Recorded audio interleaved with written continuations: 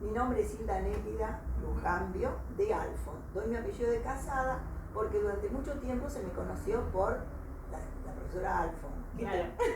Porque se usaba el apellido del marido. Cuando los colegios pasaron al gobierno de la ciudad, se empezó a usar, a priorizar, digamos, y casi exclusivamente, el apellido de soltera. Así que cayó el Alfon.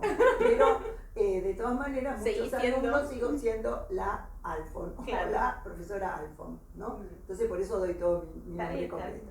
Bueno, yo estudié en el Comercial 19, mi escuela secundaria, me recibí de perito mercantil y entré en el Instituto Superior del Profesorado Joaquín B. González. Ahí hice la carrera de Historia, afortunadamente bien, en los 4 años, terminé la carrera y empecé a trabajar. Mi primer cargo fue en una escuela de adultos como profesora de dactilografía, porque como era perito mercantil, tuve esa posibilidad. Incluso tuve algunas suplencias durante la carrera, mientras estudiaba, y después empecé con horas de cátedra en diferentes lugares. Algunos lejanos, como lejano para mi domicilio, claro, ¿no? Como Castelar, Lomas de Zamora, bueno, y viviendo en capital. Viviendo en capital, claro. Y bueno, después fui pudiendo acercarme. Estuve en el Colegio 13 de Liniers, en el Colegio 9 de Flores, y ya en el Comercial 19, que era para mí una dicha enorme, porque era ahí donde habías estudiado vos. Claro. Y también tuve horas en muchos, más de 30 colegios, así en suplencias, en el Instituto Medalla Milagrosa. Pero mis cargos ya más estables fueron el Comercial 19, el Instituto Medalla Milagrosa, la Escuela de Adultos, que está acá en Flores, y durante un tiempo el Colegio Nacional número 9, del cual voy a hablar especialmente en algún momento. Muy bien, perfecto. Y bueno, la idea es que nosotras hoy nos centremos en el periodo de la dictadura militar. En el año 1976, vos estabas plenamente ejerciendo como docente. Sí. Bien. Todo el día.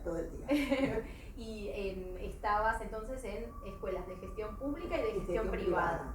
Bien, perfecto. ¿Qué diferencias había entre una institución y la otra? ¿Dependía de que fuera pública o privada o dependía de otras cosas? Bueno, no en todos los colegios se vivía el mismo clima, ¿no? Por ejemplo, hablo de los que yo conozco. Claro. El Comercial 19, que es de gestión pública, y el Instituto Medalla Milagrosa, que es de gestión privada, y la Escuela de Adultos, que es de gestión pública, ahí seguimos trabajando con el clima de la época, digamos, sabiendo que había un gobierno militar, que había muchas restricciones en lo que hace a la posibilidad de la libre expresión. No existía la posibilidad de libre expresión, pero si bien teníamos un cierto adoctrinamiento, y te digo por qué, porque teníamos reuniones periódicas, había reuniones periódicas, 1 o 2 por año, en diferentes lugares, donde se nos citaba a los docentes de las escuelas de la región, y algún oficial, algún militar, nos daba una charla que apuntaba a cuáles eran los propósitos del proceso de reorganización nacional, como se llamaba en ese momento, con diferentes características, ¿no? Algunos eran más amables, más flexibles, otros eran directamente rígidos, hasta dictatoriales, te diría, en el trato, y donde se nos hablaba de lo terrible que era la subversión, lo terrible que era el terrorismo, y se nos llegó a invitar a denunciar a los alumnos o a los docentes que consideráramos subversivos, lo cual es muy fuerte. Salíamos de ahí muy mal, en general, ya te digo, porque había algunos que lo hacían con amabilidad y otros que lo hacían con una dureza intimidante, digamos. Bueno, por eso te digo, ese era el clima general, ¿no? Por ahí citaban a todos los colegios de Flores, en el Colegio de la Misericordia, eso era por Medalla Milagrosa, y ahí ya te digo, nos hablaban otras veces en otros colegios. Eso era en general. Ahora, el Colegio Nacional número 9, el Colegio Urquiza, que está acá en Flores, en la calle Condarco, ese colegio antes del 76 había tenido una actividad, digamos, política. Sí, había un centro de estudiantes muy activo, los chicos eran activos políticamente, ¿no es cierto? Entonces esto seguramente trascendió, nada que yo considerara peligroso, pero bueno, según el ojo de quien lo ve, claro, era considerado peligroso o no. Bueno, el colegio fue intervenido. Entonces, a partir de ese momento, la intervención, que fue inmediata después del golpe, bueno, ahí vivimos un clima realmente opresivo.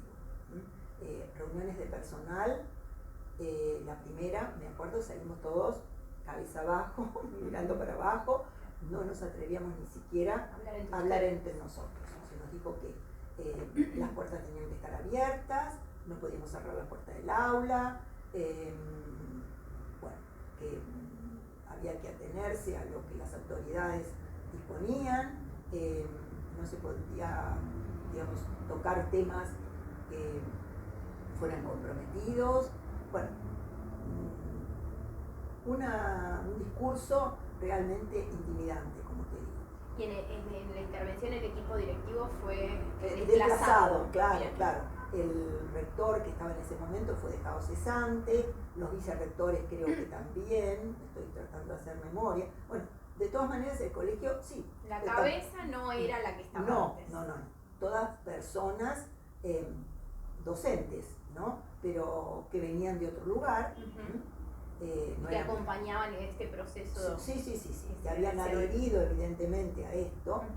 Y bueno, había un rector, un vicerrector a la mañana, un vicerrector a la tarde y un vicerrector a la noche, todos un equipo perfectamente organizado y preparado para esta intervención, digamos, del colegio, por supuesto, suprimieron el centro de estudiantes, toda actividad.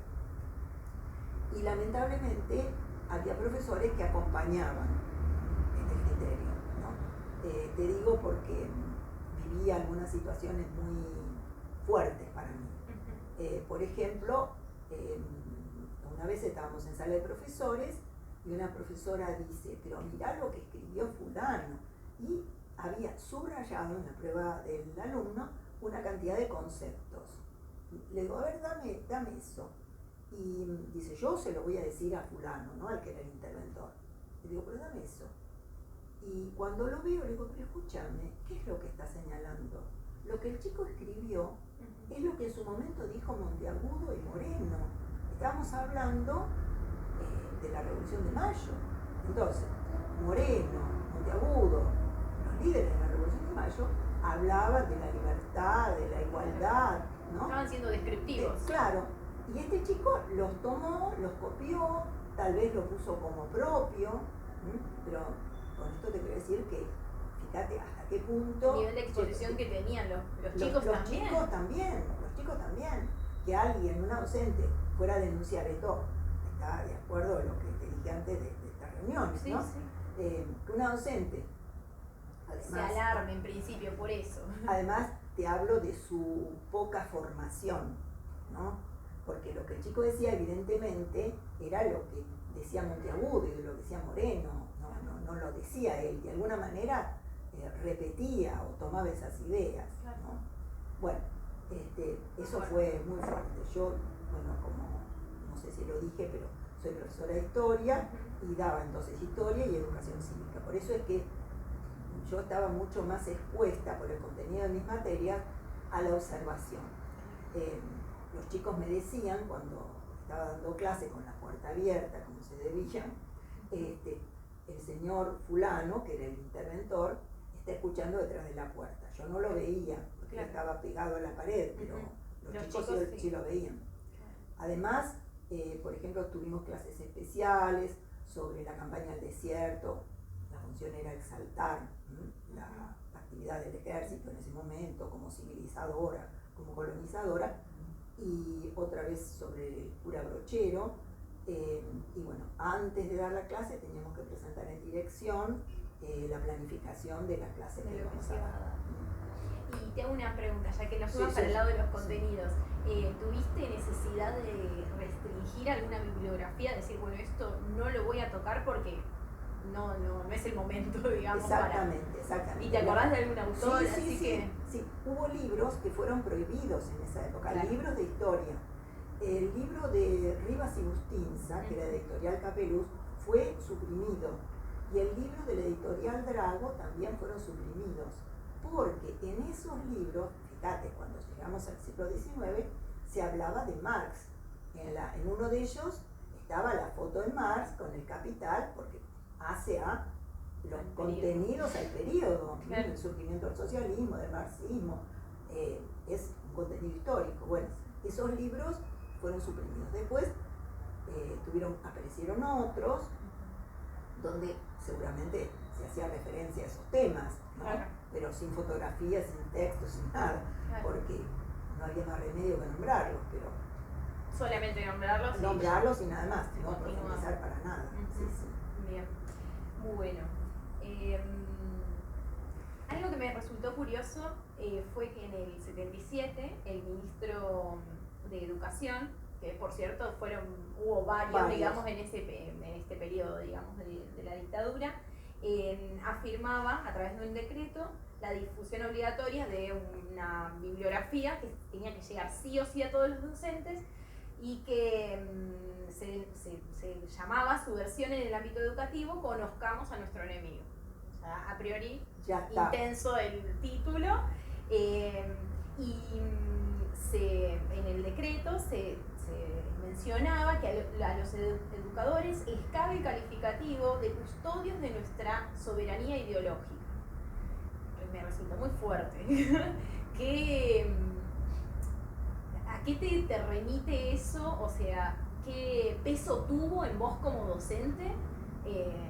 Si es que existió ese peso para vos, esto de ser los custodios de aquello que pensaban esos pibes y pibas, por decirlo de alguna forma. Bueno, ¿sentiste esa carga? Sí, el peso era enorme. Uno sabía que había un marco en el que se tenía que mover y que no se podía salir de eso. En mi caso particular, mi esposo había sido dejado cesante.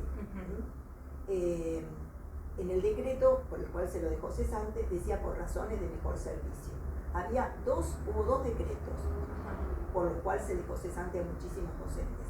Uno era justamente por su versión, que era más peligroso, y otro, el caso de mi marido, por razones de mejor servicio. Pero, ¿qué significa eso? Bueno, era una manera elegante de desplazarlos, porque los cargos siguieron en vigencia, claro, otro docente lo reemplazó, y no había en toda su historia docente nada que indicara, todos los cargos habían sido ganados por concurso de antecedentes y oposición, siempre había tenido calificaciones de distinguido, sobresaliente, no había nada cuestionable en la parte pedagógica, sí en la parte ideológica, porque se sabía que él era peronista, lo había manifestado siempre. Creemos que hubo alguna denuncia de alguna persona, pero fueron varios los docentes que, teniendo una ideología nacional y popular peronista, fueran desplazados con esa categorización, ¿no? Por razones de mejor servicio. Después, con la vuelta a la democracia, recuperó sus cargos, afortunadamente. Fue un golpe. Entonces, dado ese antecedente familiar, yo me cuidaba mucho más que nadie, digamos. Nunca dije cosas que no creyera, ¿no? Siempre me mantuve fiel a mis conceptos, a mis principios, pero hubo temas en los que no entré, porque sabía que eran vedados, eran para problemas, sobre todo, ya te digo, en colegios como este que estaba intervenido. Y ahora hablo de los otros colegios, el Comercial 19, mi Medalla Milagrosa y la Escuela de Adultos, donde trabajamos con tranquilidad, digamos. Teníamos que ir a esas reuniones, sabíamos que teníamos que movernos con este clima, digamos. Sí, no estaban ajenos a la realidad, pero era un poco más normal, más entre normal, comillas. Normal, digamos. Dábamos los contenidos que teníamos que que dar y nada más. No sentimos ni presión ni acoso de ningún tipo. Y una pregunta, antes mencionaste el tema de los concursos. ¿Te ocurrió que vos durante el periodo dictatorial tuviste o decidiste concursar? Porque tengo entendido que se modificaron las maneras de asignar docentes a las instituciones. O directamente no se concursaba más durante ese periodo y era solamente asignado por la autoridad. No recuerdo, creo que algunos concursos hubo. Yo estoy pensando en mi experiencia personal, ¿no? No creo que... sí tuve traslados, porque yo trabajaba en un colegio de Liniers y pedí traslado justamente al colegio de Flores y después concentré en el comercial CIMED. O sea, que traslados hubo. Acrecentamientos de horas por concurso no recuerdo, pero no quiere decir que no haya habido. ¿No? Te hablo de lo que yo sé, de lo que yo recuerdo. ¿No?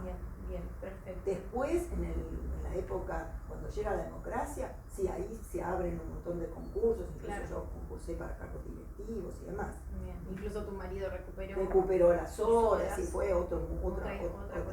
Sí. Bien.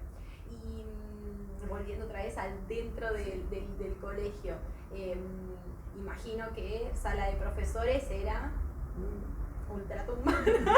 Se saludaban, feliz cumpleaños. A estos temas, hablamos de pavada, de las cuestiones familiares, pero temas, porque había docentes, por esto mismo que te cuento, que no eran confiables, por lo menos para mí.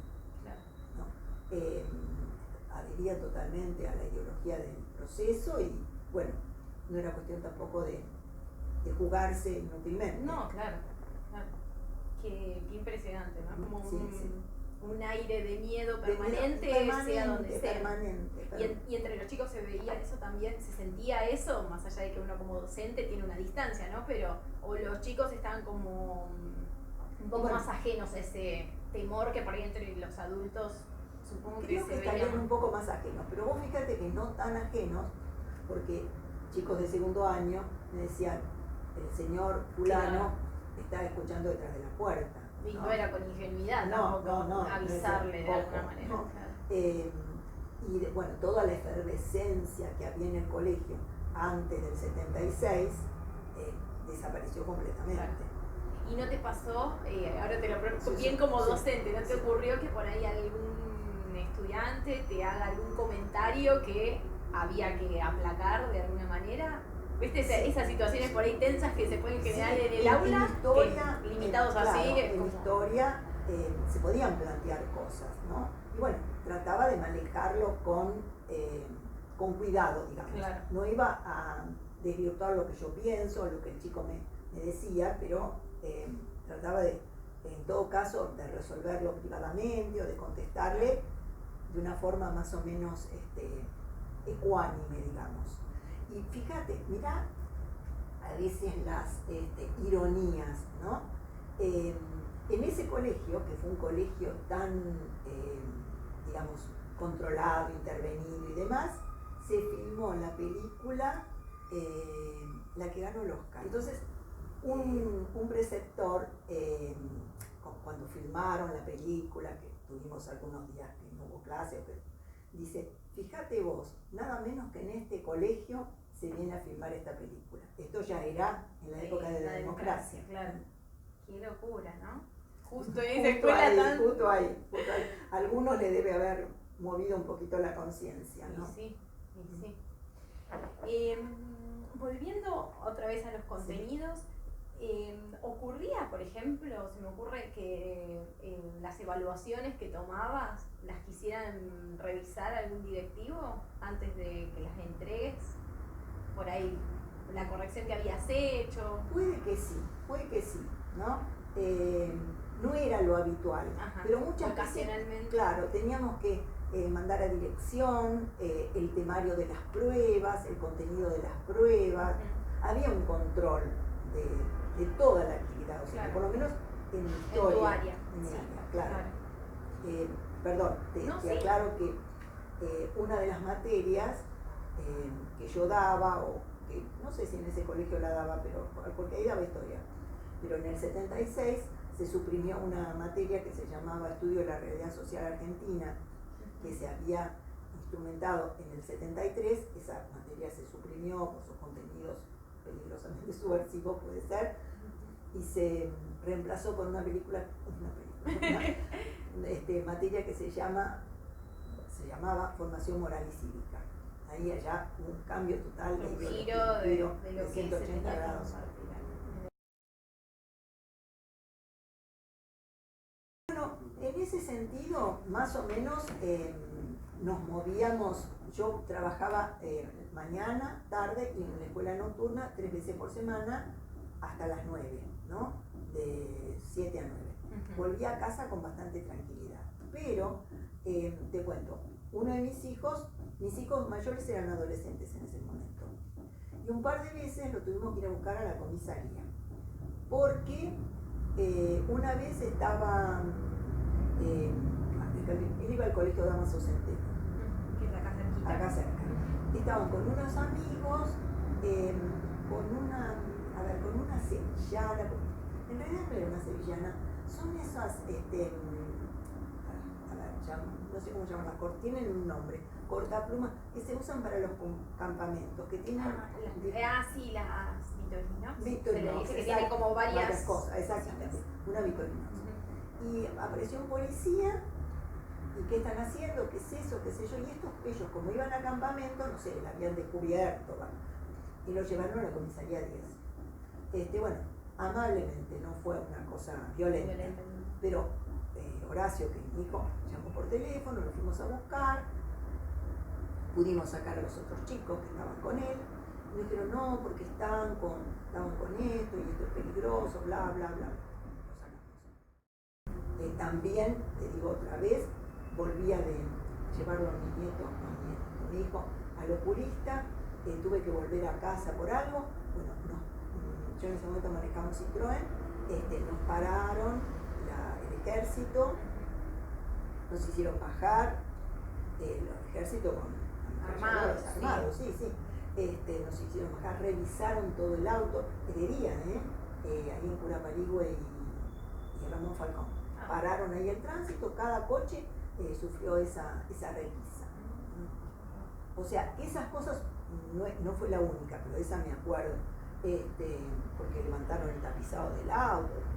Bueno, estábamos en una familia, claro. Sí, eran dos chicos y yo, pero estábamos en la fila, todos los autos los habían detenido como para perdón, bueno, pero ahí no dejaba de ser un control. Sí. Y uno vivía, nosotros por ejemplo, vivía con ese temor. Ciertos libros, nosotros como profesores de historia teníamos desde El Capital de Carlos Marx a los discursos de Hitler en el Reichstag, teníamos que tener bibliografía. Y bueno, todos los libros que consideramos que eran peligrosos, llamémosle así, los pusimos en una bolsa y los escondimos. Bueno, por suerte no tuvieron que deshacerse de ellos, ¿no? Pudieron conservarlos. Sí, algunos los debemos haber destruido y otros en el sótano del edificio ahí los guardamos. Bueno, algo que yo no te haya preguntado, que tengas ganas de compartir, de cómo lo viviste vos.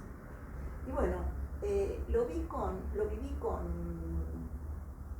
con dolor. Coincidió con una etapa de la vida familiar que enfermos, mi papá enfermo, digamos, como que fue una época muy oscura en lo personal y en lo social. El hecho de que mi marido hubiese sido dejado cesante, a muchas personas, viste, lo sorprendió y trataron de evitarlo. Afortunadamente, muy pocos. Modificaron por ahí el vínculo, ¿no? Tuvimos realmente, además no era el único dentro del grupo de amigos, pero tuvimos así gestos de gran solidaridad, como el director de San Cirano, que era amigo, que le dio horas, y las autoridades del San Cirano, este colegio de Villa Ballester, amigos que nos acompañaban, en fin, muchísimo amor, muchísimo apoyo. Pero por ahí algunas personas más temerosas o que no nos conocían demasiado, prefirieron tomar una distancia. Después, como fue un tiempo largo, unos cuantos años, después la cosa se aflojó, digamos. Eso fue sobre todo al principio. después ya siendo nosotros las mismas personas que éramos antes, que no éramos peligrosos para nadie, todo volvió, todo digamos, volvió a la normalidad.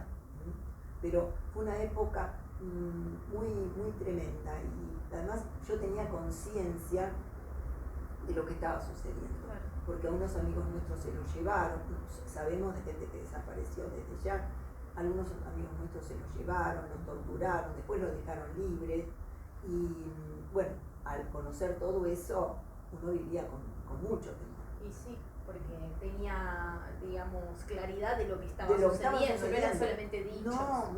No, sabíamos.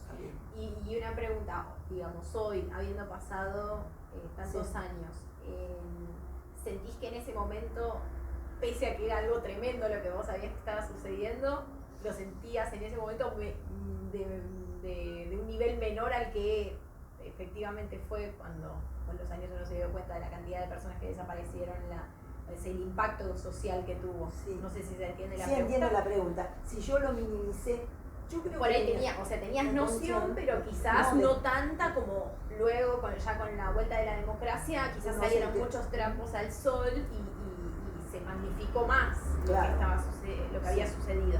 ¿Les sucedió, les pasó eso a ustedes o a vos? Teníamos alguna conciencia, o algún conocimiento, ¿no es cierto? Pero bueno, la realidad superó todo lo que nosotros podíamos imaginar, porque el número de desaparecidos, las torturas y demás. A pesar, ya te digo, que estos que afortunadamente volvieron, digamos, los torturaron y volvieron y nos contaron un poco eso, una noche en reunión a todos los amigos y contaron, o sea, que sabíamos que estas cosas pasaban, pero después la magnitud y la violencia, la profundidad, los niños desaparecidos. Que era un matrimonio el que... sí, ellos contaron. Sí, te cuento. Eran profesores de historia, los dos, habían sido compañeros nuestros de estudio, y bueno, lo que nosotros pudimos saber, y ellos creen que sucedió, es que otro profesor, al que yo también conocía y con el que había trabajado, lo habían, no sé por qué motivo, lo habían apresado.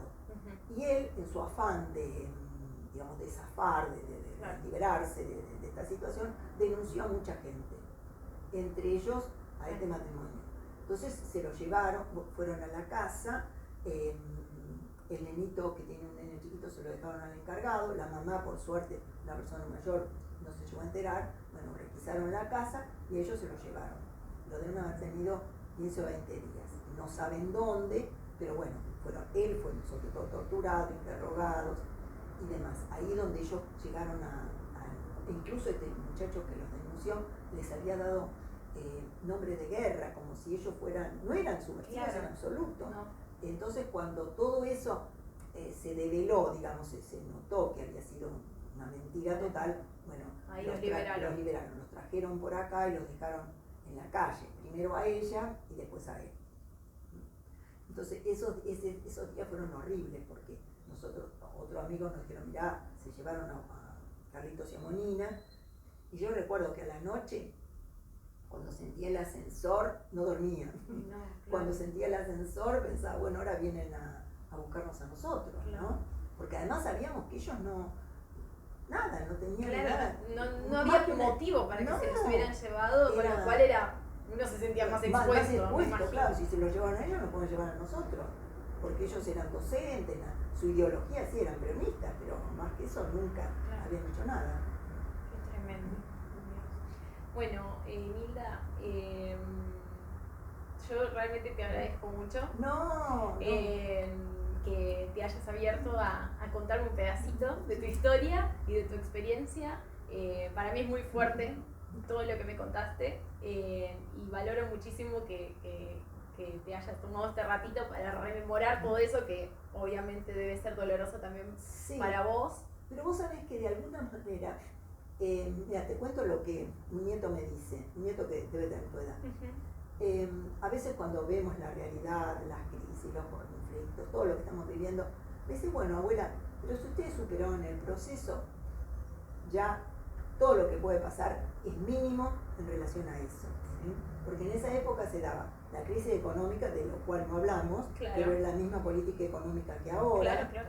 Exactamente. Sí, sí. Y que fue la gran deuda con la que... que dejaron la gran deuda. O sea, el panorama económico y social era el mismo. Pobreza, miseria, endeudamiento. Y a eso sumado al terror, a la violencia. Entonces, por eso te digo que a veces recordarlo ya forma parte de la historia de nuestra vida, ¿no? Claro. Pero nos hace pensar que, bueno, nunca más. Nunca más. Nunca más. Muchas gracias. Un gusto, Soledad. Igualmente. Bueno,